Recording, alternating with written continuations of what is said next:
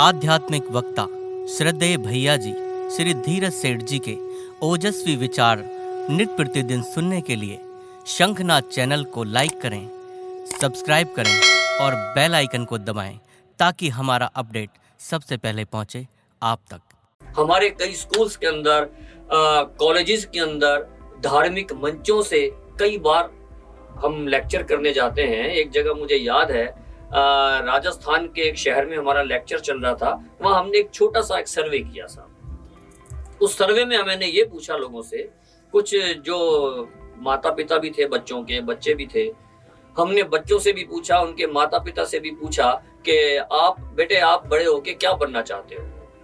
कई बच्चों ने बोला मैं बड़ा होके डॉक्टर बनना चाहता हूँ। एक बच्चा बोल रहा है मैं इंजीनियर बनना चाह रहा हूँ। तीसरा बच्चे ने बोला अंकल मैं आर्किटेक्ट बनना चाहता हूँ, मैं बड़ा व्यापारी बनना चाहता हूँ, मैं इंडस्ट्रियलिस्ट बनना चाहता हूँ, वगैरह वगैरह। ऐसे ही माता पिता के विचार थे।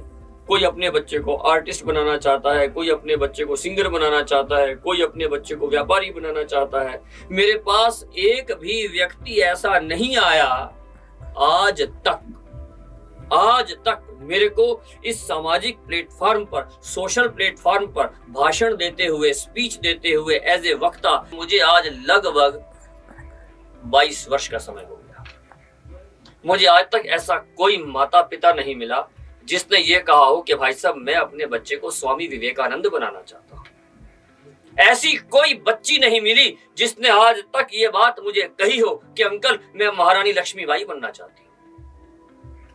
कभी सोचिए, कभी विचार कीजिए, कभी विचार करके देखा कि हमारे इस समाज में हम जिन संतों की वाणियां पढ़ते हैं, हम जिन रसिकों की वाणी पढ़ते हैं, हम जो शास्त्र पढ़ते हैं, जिनके अंदर हम बड़े बड़े भक्तों की कथाएं सुनते हैं, चाहे वो श्री मीराबाई जी हैं, चाहे वो श्री रसखान जी हैं, चाहे वो श्री तुलसीदास जी हैं, चाहे कोई भी संत है, अब यह विलक्षण विभूतियां बननी क्यों बंद हो गई?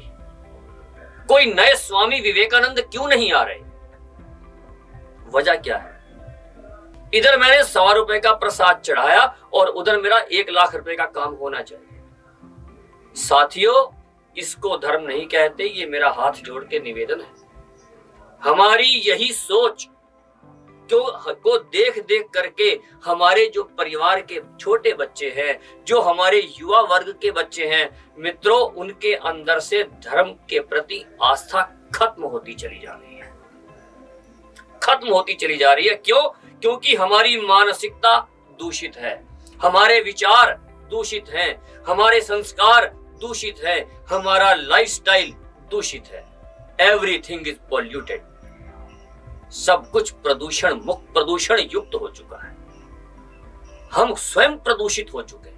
हम माथे पे तिलक लगा लेते हैं, गले में मालाएं पहन लेते हैं, सुबह शाम हम माला भी भजते हैं, हम जपते भी हैं, हम जप भी कर रहे हैं, हम कीर्तनों में नृत्य भी कर रहे हैं, हम सब कुछ कर रहे हैं। लेकिन जो हमारे परिवार के सदस्य हैं ना जी, हमारी पत्नी, हमारा बेटा, हमारी बहू, हमारे नाती, हमारे पोते, हमारी बहू, हमारे दामाद, हमारे पड़ोसी, इन सबको हमारी असलियत पता है कि यह कितने पानी में है।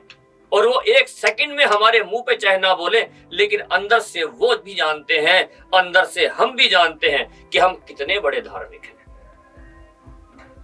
जिस घड़ी, जिस वक्त हम भीतर से धार्मिक बन जाएंगे ना, फिर जो होगा वो अच्छा ही होगा। क्यों? क्योंकि हम लोग इतने अच्छे हैं नहीं जितना अच्छा होने का हम ढोंग करते हैं। जिस वक्त हम भीतर से अच्छे हो गए ना, उस वक्त फिर जो भी हम काम करेंगे, हम जो भी क्रियाकलाप करेंगे, वह सब अच्छे होते चले जाएंगे। अरे धार्मिक लोगों की तो चाल ही अलग होती है साहब।